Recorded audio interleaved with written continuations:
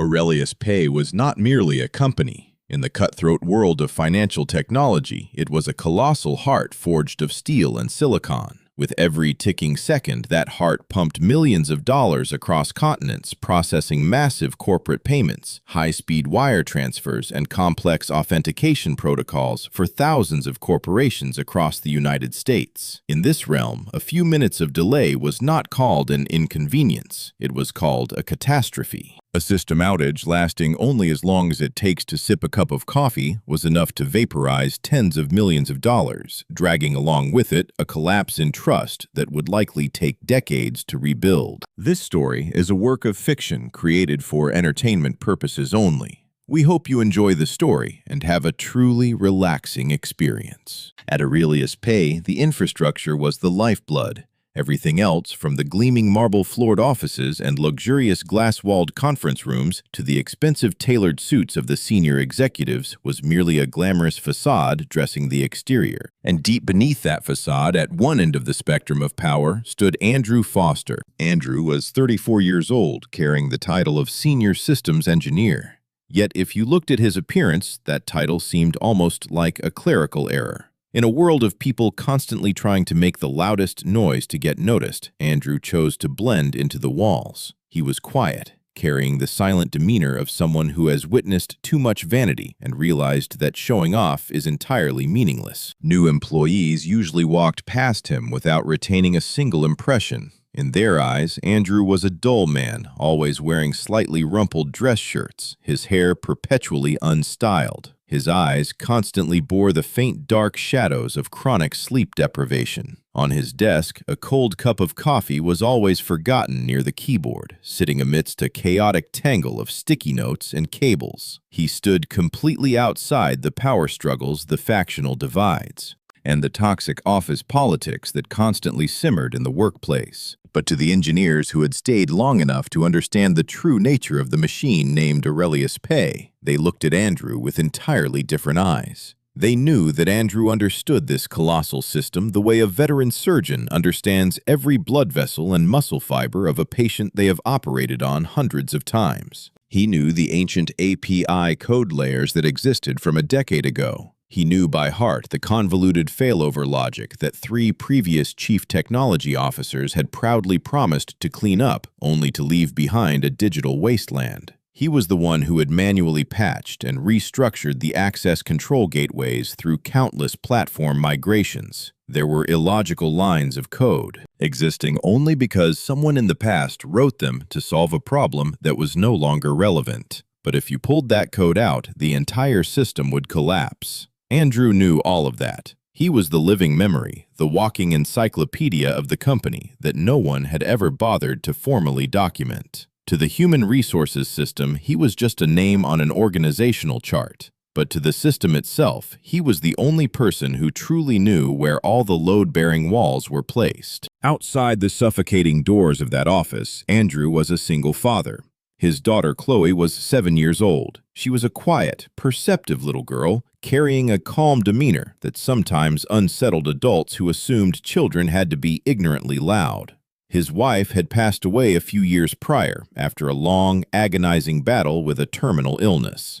Since that stormy day, Andrew had picked up the shattered pieces of his soul with his own bare hands, rebuilding a new life revolving around exactly 2 focal points: keeping Chloe safe and raising her well, and keeping his job stable enough so that she would never feel the absence of anything essential. That was why he did not participate in office warfare. He did not learn how to perform empty social rituals to turn colleagues into allies. He came to the company he worked with absolute dedication, and he went home to his child. That was the entire shape of his life, and Andrew had found his own peace in that quiet, repetitive cycle. However, at the other end of the power spectrum, a storm was gathering by the name of Olivia Bennett. Olivia was 29 years old, having just officially taken the seat of Chief Executive Officer after her beloved grandfather stepped back from management due to declining health.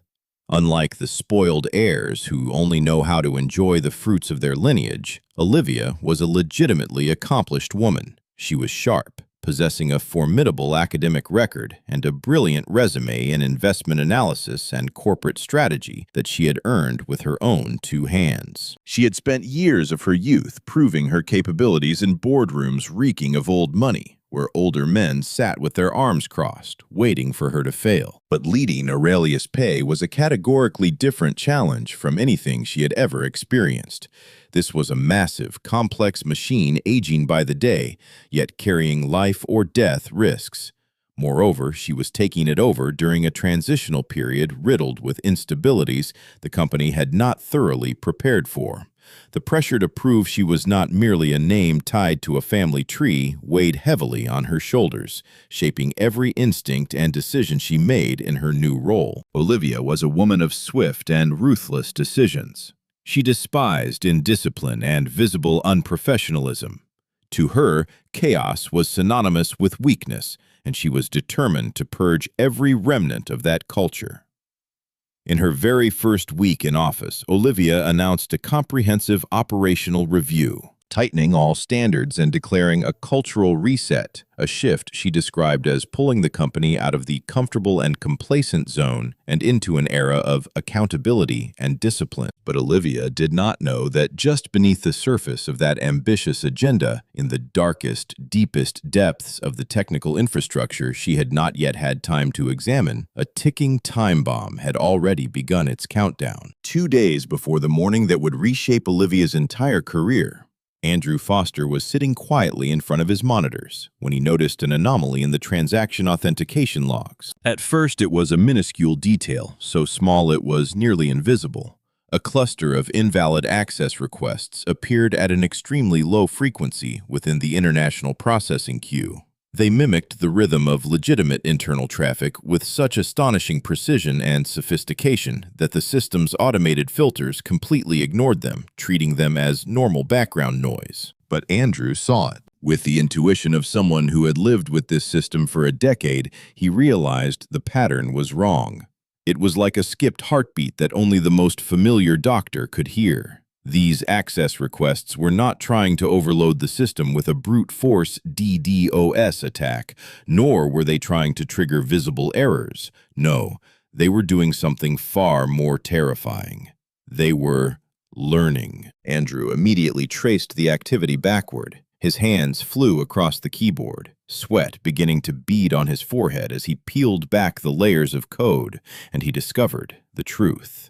This was a targeted intrusion, meticulously calculated and highly methodical. The unseen attackers had gained access to a secondary service on the outer edge of the network architecture, a low-priority authentication relay dedicated to processing a tiny fraction of cross-border transactions. From this tiny stepping stone, they were quietly extending their tentacles, reaching deeper inside, testing where this relay could connect, step by step, establishing a hidden pathway leading straight into the central server systems. Their goal was not immediate destruction. They were patient predators. They were waiting for the perfect moment, a processing window with a colossal volume of transactions, to intervene. Redirect tens of millions of dollars into phantom accounts, or completely disable the system's reconciliation mechanisms to wipe their tracks clean. Andrew immediately escalated this critical severity report to his direct manager. Ironically, that manager was a creature born of office politics, acutely aware of how terrible a high-level incident report would look right before the new CEO took office. The manager chose to brush it off. He ordered Andrew to continue monitoring, strictly forbidding him from creating panic before anything was actually broken. The message was delivered politely, but its essence was a cold, hard command. Keep quiet, hide everything, and pray the problem resolves itself. But Andrew was not the kind of man to obediently follow a suicidal order. He could not turn a blind eye when the life of the system and the livelihoods of thousands of people was under threat. Isolated, Andrew began his own private war in the dark. He quietly built temporary isolation barriers around the network segments he had identified as compromised. He manually structured redirect layers, creating virtual traps to absorb the malicious traffic without crashing the main system. He hot-patched individual nodes, working his way through the software architecture like a desperate carpenter trying to prop up a collapsing building, not with perfect blueprints and premium materials, but with whatever he could scavenge around him. yet executing it with absolute precision and care to keep the ceiling from caving in. The cruelty of the situation was that this infrastructure was ancient. It was the result of years of piecemeal upgrades and emergency patches piled on top of one another. There was no safe way to take the system offline and clean it. Keeping the company running normally for clients while simultaneously fighting off hackers on a live system was like performing open-heart surgery while the patient was sprinting on a racetrack. Every mistake, no matter how small, offered no point of return. The next 48 hours were a testament to human endurance pushed far beyond conceivable physical limits. Andrew barely left the operations center. His eyes were bloodshot and bone dry. He drank whatever energy drinks or cold coffee he could reach. He mindlessly chewed on stale chocolate bars from the vending machine and changed into a wrinkled spare shirt in the technical staff restroom at midnight. The night shift colleagues who walked past him simply assumed he was dealing with some routine software bug. No one in that building understood the horrifying scale of the war this quiet man was waging. Andrew was not patching a minor bug. He was using the last dregs of his strength, his resilience, and his massive wealth of knowledge to keep an entire financial empire alive. By the second night, the air thickened as Andrew discovered something that made a cold sweat run down his spine. The situation was no longer just serious, it had become an existential threat. The attackers had been incredibly cunning. They had planted a delayed activation mechanism, embedding it deep inside the core processing cluster. It was a dormant time bomb, completely invisible during normal operations, but it would automatically detonate if anyone executed a system restart. Under normal conditions, a restart was just a basic maintenance operation used frequently to clear memory caches and resynchronize services. But now, if anyone unaware of this trap's existence pressed the restart command, every temporary defensive layer Andrew had bled to build would instantly collapse. The hidden pathway would blow wide open and the attack would officially enter its sweeping phase, erasing all transaction data. With trembling hands, Andrew began documenting everything. He created a detailed technical file summaries of the attack logs, notes on every patch code, and the clearest bright red warnings. He intended to bypass all rigid hierarchical procedures and place this file directly on the desk of senior leadership the following morning. He had to make someone with authority understand this catastrophe. But the human body is not a machine. It has cruel limits that no amount of willpower can permanently override. After nearly 2 days and 2 nights operating in a state of extreme tension, Andrew's brain was starved of oxygen. Sitting in front of the monitors, scrolling with blinking command lines, waiting for the morning shift to arrive so he could hand over Andrew, told himself he would rest his head on the desk for just 1 minute. Just 1 minute. But when he closed his eyes, the darkness washed over him, and he could not lift his head again. At 7:45 a.m. the next morning, Olivia Bennett walked into the operations center. This was part of her self-directed tour to inspect the company's critical infrastructure. She wanted to see the organization in its truest form, without any filters or carefully curated presentations from department heads. She strode with authority across the cold floor, bathed in bright neon light, gliding past rows of monitors and exhausted engineers finishing their night shifts. And the new CEO's footsteps abruptly halted when she reached the central console area. A man in a rumpled shirt was fast asleep, his head resting heavily on his desk. Surrounding him were dozens of active monitors, a chaotic mess of status indicators blinking amber warnings, and lines of code scrolling too fast to make sense to anyone without technical expertise. In Olivia's eyes at that moment, what she saw was not an exhausted hero. She only saw a glaring symbol of everything she was determined to change. An employee daring to sleep at the most sensitive checkpoint of the entire infrastructure. It was an undeniable indictment of the culture she had just inherited. Careless, unaccountable, and dangerously complacent. She did not pause for a single second to analyze the data on the screens. She coldly glanced at the ID badge on the desk, read the name clearly, and called it out loudly. Andrew jolted awake. For the first few seconds, he was completely disoriented. His head felt as heavy as lead, his eyes burned as if dusted with sand, and his ears rang with a continuous high-pitched whine as his body fought to regain consciousness from absolute exhaustion. Before he could even figure out where he was, Olivia's steely voice rang out sharp as a blade, piercing the fog in his mind. This company does not pay anyone to sleep on the job. Every engineer within earshot instantly froze. The air turned solid. Andrew tried to steady himself. As his vision cleared, he recognized the woman standing before him as the new chief executive officer from the company announcement last week. He immediately realized the grave danger he was facing, not for himself, but for the entire company. He spoke in a hoarse voice, rushing to interrupt before she could say anything else. "You need to hear what I have to say about the core payment cluster right now." "I don't need to hear anything," Olivia snapped, cutting him off without hesitation. "I don't need to hear any excuses on my first morning. Security collect his access card. HR initiate termination immediately." Andrew stared at her. In his eyes, there was no fear, nor the desperate pleading of a man about to lose his job. That gaze held the agonizing urgency of someone watching a preventable disaster, hurtling forward at the speed of a bullet train. He tried to salvage it one last time. "Please, if anyone restarts the system," but Olivia had already shifted her attention. She turned to the security officer approaching him, her attitude making it clear the discussion was over. "I have said everything I'm going to say." The room sank into a suffocating silence. There were engineers who had worked the night shift, people who knew perfectly well that Andrew had been sitting in that exact spot for nearly the entire time, yet no one dared to open their mouth. To speak up, to defend a fired employee, to defy the powerful new CEO in her very first hour in office was an act of professional suicide, so bold that no one there had the courage to commit it. The silence of complicity murdered the final chance. Andrew slowly removed the ID lanyard from his neck. He did not argue another word. He did not raise his voice. He did not list the sacrifices he had made over the past 2 days. He asked for nothing for himself. Before stepping out of the secure area, he turned to look straight into the eyes of a young engineer named Daniel standing nearby.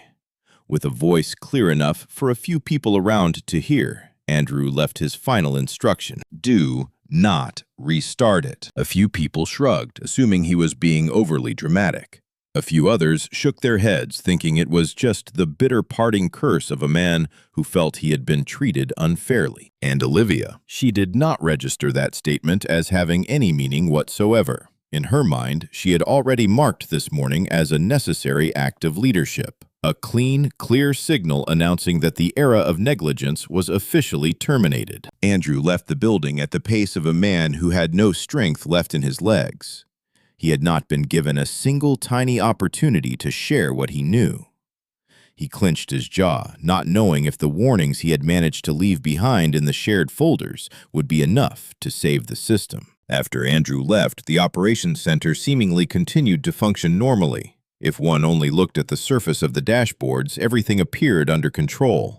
The isolation layers Andrew had stayed up all night to install were quietly absorbing the anomalous traffic, keeping the most sensitive processes stable in a completely invisible manner, unless you were an expert who knew exactly what you were looking for. To Olivia and the senior managers attending her morning briefing, the fact that the system was running smoothly in Andrew's absence seemed to be ironclad proof, confirming the righteousness of her firing decision. Their logic was simple. If nothing had broken yet, then there was never anything urgent to begin with. Olivia confidently breezed through her scheduled meetings with radiant energy. She outlined her expectations for each department head using precise, uncompromising language. She spoke of accountability, structural efficiency, and cultural transformation. Some sycophants left those meeting rooms feeling inspired, but others carried a vague sense of unease they couldn't quite name. No one in those polished rooms had the full picture of what Andrew had been doing to know how to stop. Meanwhile, in the engineering department, the atmosphere was as heavy as lead. A few engineers who had fought shoulder to shoulder with Andrew were quietly furious, yet completely powerless. A few had secretly opened the internal repository where Andrew stored his working notes. The files were dense with technical shorthand, the compressed language of a man racing against time, with no spare seconds to format it for outsiders to understand. There were warning annotations, patch references, marked with Andrew's own personal documentation system, and a few red flags so glaring that even someone who only understood half the context would be startled. But no one there could piece together the full puzzle. Each person held only fragments, and those fragments were not enough to form an actionable plan. Near noon that day, disaster came knocking. A processing server cluster began showing signs of increased latency. Transactions backed up in the queue, taking several seconds to complete instead of the usual fraction of a millisecond. The on-duty supervisor, recognizing a familiar congestion pattern, made a habitual assessment. Restarting the service would clear any junk data accumulated in the memory and resolve the slowdown. It was a standard operation he had performed dozens of times without a second thought. As he was typing the command, Daniel, the young engineer from the morning, hesitantly spoke up. "He told us not to restart it," Daniel whispered, his voice so small it was almost just a sigh. The supervisor's face flashed with impatience and disdain. "He's been fired." And that was it. In the ruthless, pragmatic logic of corporate hierarchy, the final words of a terminated employee carried the exact same weight as the opinion of a stranger on the street. The supervisor's finger smashed down on the enter key. The restart command executed. At that exact moment, Andrew managed to drag himself into his apartment in a state hovering on the boundary between consciousness and a coma. The phone in his pocket buzzed continuously with accumulating messages from work contacts, people he now had no standing to reply to. He ignored them. Walking into the kitchen, he saw Chloe sitting neatly at the dining table, diligently working through her arithmetic problems with adorable seriousness. He managed to force a comforting smile for his daughter, and then let the living room sofa swallow him whole. He didn't have the energy to take off his jacket. He placed the open laptop right beside him, its screen still running the remote monitoring streams he had set up, and fell into a deep sleep before his conscious mind even realized it. Back at the operations center, the restart completed at 12:47 p.m., right at the first peak of the day's second trading session. In the first few minutes, the system presented a deceptive illusion to everyone. Queue times dropped. Congestion patterns smoothed out. The supervisor breathed a sigh of relief, a smug smirk forming on his lips. But then, the authentication tokens went asynchronous. The collapse didn't happen like a sudden explosion. It crashed in like a silent underwater shockwave. The first sign was a massive wave of transaction sessions reporting state mismatches. Enormous payments showed up in an uninitialized state, as if they had never existed. The moment the system wiped the memory caches where Andrew's temporary defense logic was running the token synchronization service, completely lost its connection to the primary routing pathway. The isolation walls crumbled. The time bomb was officially triggered. What happened next was chaos in silence. Deeply technical, yet instilling absolute terror in anyone who understood the numbers dancing madly across the screens. Outbound transaction traffic began to be hijacked, redirecting massive amounts of currency toward endpoints outside Aurelius Pay's secure verification network. The reconciliation process for a massive category of corporate transfers failed silently. Dozens of high-value payment instructions fell into a suspended state, unable to complete and unable to be cleanly reversed. Worse yet, having lost the logical bridges Andrew had built, the company's automated monitoring systems were now completely blind. They could not accurately assess whether these were random internal errors or an active, deliberate manipulation from the outside. The engineers worked at a frantic, almost impressive pace, but it was still not fast enough to catch up with the system's deterioration. They desperately tried to perform rollbacks, but the rollbacks could not anchor correctly because the system state they were targeting had never been formally documented. It was a functional fortress built live under fire by a single person who was no longer there. They desperately tried to isolate the affected nodes, but the complex cross-dependent connections that Andrew understood by instinct were not mapped out on any access diagram. A panicking engineer pulled up Andrew's repository notes and read them aloud to the group gathered around the main console. Ironically, his notes described the current failure mode with chilling precision. But understanding how the system is dying is one thing. Having the ability to reverse that death process is an entirely different matter. Olivia was summoned urgently from the executive floor. When she walked into the operations center for the second time that day, the room had transformed into a completely different scene. An overwhelming alarm red blanketed hundreds of screens. Engineers dashed between workstations with the tense urgency of people who know they are standing on the edge of an abyss but are too terrified to name the truth. Frantic calls from massive enterprise clients were already ringing off the hook. She demanded to know what was happening. A senior engineer turned away from his console. His face was ghostly pale, drained of all blood, yet he carried the resigned composure of a man who had decided to state the naked truth. It looks like he was holding this entire system together with his bare hands for the last 2 days, and we just manually deactivated all the defensive layers he built. The engineer didn't need to mention a name. Everyone in the room knew who he was. Olivia gritted her teeth, asking if they could fix it. She demanded to know who understood Andrew's patch algorithms. She aggressively sought out the chief technology officer, interrogating him on his practical knowledge of this aging infrastructure. The answers she received offered not a single ray of hope. The CTO was strong at spouting strategic buzzwords, but paper-thin regarding actual operational ability at the critical bleeding points. The engineers present had the qualifications to start tackling the problem, but they entirely lacked the depth and speed this life-or-death situation demanded. The technical documentation that should have existed for a system this critical had never been written or was years out of date. The company was hemorrhaging massively, and the only doctor who knew every capillary of this circulatory system, the only one capable of stopping the bleeding, had been kicked out of the building by her own hands that very morning. Standing in front of an empty workstation, Olivia read Andrew's notes from beginning to end in the folder Daniel had flagged. It included a consolidated log file, time-stamped patch annotations, and a plain-text summary written hastily, like the battlefield diary of a soldier who didn't think he would survive long enough to edit it. At the very bottom of the final page, in a font size slightly larger than the rest, was a line that had likely been added at the last minute. "If I am no longer available, do not restart the core services under any circumstances. This is not a performance issue. This is a staged attack waiting to be triggered. Call me first." He had left a phone number, and the cruel truth was, no one had called him. The engineers around her were trying their absolute best, but their best was never going to be enough, and they all bitterly realized it. Olivia quietly closed the file.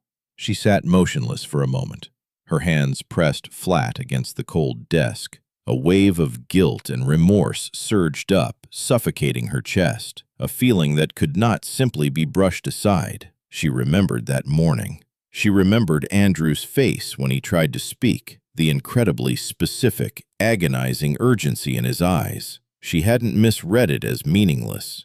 Worse, she had dismissed it before even analyzing it. She had been so complacent, so arrogant in her certainty that she understood what she was looking at, that she had denied a human being the right to be heard. She picked up the phone and called Human Resources, demanding Andrew's home address. His file was so sparse that it took them several minutes of digging through emergency contact records before confirming his current address. She called him 3 times. All 3 times, long, hopeless rings echoed before fading into silence. She suddenly shuddered, realizing that with his level of exhaustion, his body had likely completely lost the ability to perceive sound. Without wasting another second, Olivia grabbed her keys, took long strides down to the parking garage, and slammed the gas pedal, driving herself straight to the address on the screen. The apartment complex was located in a quiet, unremarkable suburb. It was an older building, a place where people truly lived rather than performed a lifestyle. Stepping out of her luxury car, Olivia stood silently on the sidewalk for a moment. She distinctly felt the deep chasm separating the glamorous world of power she had occupied just a few hours ago, and the humble, hard-working world where she now stood. She walked up to the apartment door and knocked. No answer. She knocked harder, the rhythm pounding with desperation. She was just reaching for her phone to call again when the door creaked open. Standing small in the cracked doorway was a little girl with slightly messy hair, clutching a worn-out stuffed rabbit to her chest. Chloe. She looked up at Olivia with a strangely calm, evaluating gaze, the look of a child forced to mature early, accustomed to reading adult visitors on her own. "Are you looking for my dad?" Chloe asked in a clear voice. Olivia froze. She had absolutely no idea Andrew had a child. Not a single line in his file, not a single colleague had ever mentioned the girl's existence in the context of Andrew's work. Because Andrew never used his tragic personal life as a medal to garner sympathy, he had never mentioned his daughter, and no one had ever bothered to care enough to mention it to her. After deciding for herself that the well-dressed woman at the door didn't seem to be a threat, Chloe opened the door wider, stepping back to make way. Stepping inside, the first thing Olivia saw was Andrew curled up on a cramped sofa. He was still wearing the same rumpled dress shirt from that morning, his jacket draped loosely over his shoulders. His open laptop sat right beside him, the screen glaring brightly, continuously scrolling lines of system code. One shoe had been taken off, the other was still dangling from his foot. On the low plywood coffee table, a glass of water he had poured but forgotten to drink sat perfectly still. Scattered across the kitchen counter were a few empty paper takeout boxes, evidence of the hasty meals of a man who had forgotten to care for himself for days on end. He lay there, absolutely still. Not the stillness of a lazy person choosing to rest, but the depletion of a machine that had burned through its very last drop of fuel. Chloe lowered her voice to a whisper, the careful, hushed tone that only understanding children use when they know their loved one desperately needs sleep. "Daddy hasn't really slept, ma'am," she said. "He said something really bad was happening at work. He promised me he would rest after he fixed it." The simple, innocent, and deeply factual words of the child felt like a physical knife stabbing straight into Olivia's chest. She looked around the apartment, a neatly organized struggle, evidence of a life built around frugality and boundless love. She recalled every lethal prejudice she had carried into the operations center that morning. The terrible narrative she had painted in her head in just 10 short seconds. The dictatorial certainty she had felt, and the horrifying, total wrongness of it all. She leaned down, her voice fragile as she asked if Chloe was home alone. The little girl shook her head, saying a neighbor would be coming over to watch her soon, and that her dad had only collapsed into sleep the moment he stepped through the door. Olivia understood with a clarity that was almost numbing exactly what she had done. She had not simply made a bad management call. She had personally chopped down the single pillar that was straining to bear the entire life of the company at the absolute worst possible moment. And she had done it simply because the image of him sleeping fit so perfectly into the purge narrative she had already written in her mind. She gently touched Chloe's shoulder, asking for permission to wake her father. It took several forceful shakes before Andrew surfaced from the abyss of sleep. He awoke in heavy layers of consciousness, the way people severely deprived of sleep usually experience. When his bloodshot eyes recognized Olivia standing tall in his living room, his first expression was not burning rage.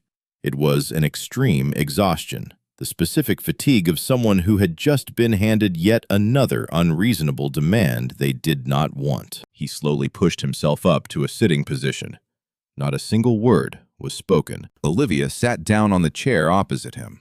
She didn't prepare any flowery language, nor did she beat around the bush. The pride of a CEO had been left at the door. "I didn't listen to you this morning," she said, directly, her tone trembling but clear. "I fired you before I understood what was really happening. I came here to apologize to you for that." Andrew looked at her, his face devoid of emotion. He wasn't intentionally using silence as a tactical weapon. He was simply in a state where precise words, no matter how sincere, could not change the utter exhaustion he was enduring. She continued because time was running out. "They restarted the system. It's failing. No one in that building understands your patch logic deeply enough to stop it." Andrew squeezed his eyes shut, not surprised, not shocked. Just the heavy burden of knowing that he was right about a disaster he had prayed would never happen. He reached out and pulled the laptop toward him, maximizing the remote monitoring interface. The load metrics flooded the screen, and he scanned them for less than 60 seconds before closing the lid.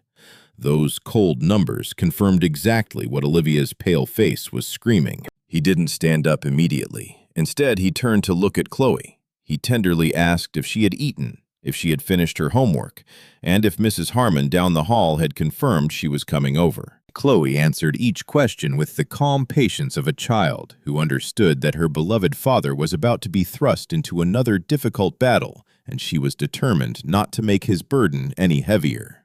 She nodded and said yes to all 3 questions. There was a silent understanding, an invisible bond transferring between father and daughter that required no words to describe. Only then did Andrew look up, staring straight into Olivia's eyes. "I will go back," he said, his voice hard as cold steel. "Because if this breach completes, real people out there, customers, small businesses, workers who depend on that payment system, they will be the ones paying the price for the rotten mistakes of this organization." He paused a beat. "That is why I am going.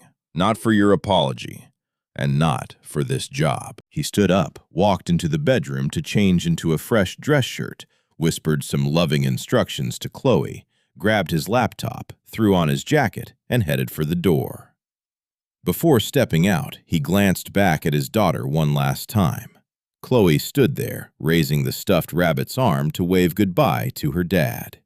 The corners of Andrew's mouth twitched upward into a rare, warm smile. Then Olivia's luxury car tore through the wind toward headquarters in absolute silence. When Andrew's figure reappeared in the operations center, the room changed in a strange way. It couldn't be clearly articulated, but the atmosphere could be vividly felt by all senses. It wasn't a loud celebration. It was like the ultimate sigh of relief from a drowning crowd who suddenly sees a veteran ship captain step onto the bow. Andrew paid no attention to those stares. He took long strides straight to the main console. An engineer immediately stood up to yield the seat without needing an order. He sat down and instantly initiated a lightning-fast assessment of the system's current state. He demanded full access to the log files, the current architecture diagrams, and a verbal summary of every garbage intervention the engineering team had desperately attempted since the restart. He listened intently, not interrupting once. When the summary concluded, he stayed silent for exactly 8 seconds. An 8-second countdown of a brilliant mind rearranging thousands of lines of code. And then he started issuing commands. He assigned 5 engineers to focus on isolating the anomalous outbound connections. He forbade them from blocking the connections blindly. Instead, they had to carefully redirect them into a strictly controlled sandbox environment. He sent 2 others to establish a mirror pathway to track exactly which bytes of transaction data the enemy was siphoning. He ordered a 3rd group to prepare a controlled failover mechanism specifically for the queue processing the highest value transactions. He commanded a lawyer from the legal department to immediately contact the 3 largest enterprise clients using a pre-written script to acknowledge a temporary technical issue, but framing it carefully so as not to trigger breach of contract penalty clauses. Finally, he assigned 1 person to do nothing else but record every single command he issued. The sequence and precision of these orders was in itself a masterclass performance. Andrew wasn't showing off his power. He was coldly executing the battle plan he had been continuously building and refining in his head over the past 48 hours, adapting it in real time to deal with a situation that had worsened beyond his hopes. He understood this system in a way that only someone with deep, continuous flesh and blood attachment could. He didn't just understand how it was designed to work on paper. He understood how it had mutated, evolved, and deformed into something different, and what that evolution meant when the machine was forced into a corner. Over the next 90 suffocating minutes, the fatal wound began to stop bleeding. The anomalous routing pathway was completely severed from the core payment layer. 3 massive transactions hanging in limbo were successfully quarantined before a single drop of money leaked outside the secure endpoints. The vicious time bomb was identified and permanently neutralized through 17 highly specific technical changes to the authentication configuration. Andrew had slammed shut the door the attackers had pried open and smashed the key right inside the lock. Of course, there were losses. Several smaller batches of transactions would require grueling manual reconciliation. Two major clients would receive official incident notifications, bringing along extensive and incredibly expensive security audits. But the most catastrophic outcome, a massive capital flight of corporate funds, followed by the media crucifying them over the worst security failure of the decade, had been averted just in time. When Andrew typed his final command line, pushed his chair back, and confirmed that the authentication layer was stable and the intrusion pathway permanently closed, the entire room seemed to exhale a breath they had been holding for the last 2 hours. Olivia, who had stood frozen at the edge of the work area for the entire duration, felt the tension drain from her body so fast it made her dizzy. An emergency review meeting was called less than an hour later. All department heads, the CTO, and the board's technical representatives gathered fully in the main conference room. The incident report was presented clearly, without cover-ups. Andrew had detected the initial intrusion 2 days before anyone else. He had reported it through official channels and was, in reality, ordered by his superiors to stay quiet and wait. He had exhausted himself for 48 straight hours just to keep the infrastructure from shattering with his bare hands. He had been humiliatingly fired before he could even open his mouth to brief the incoming CEO.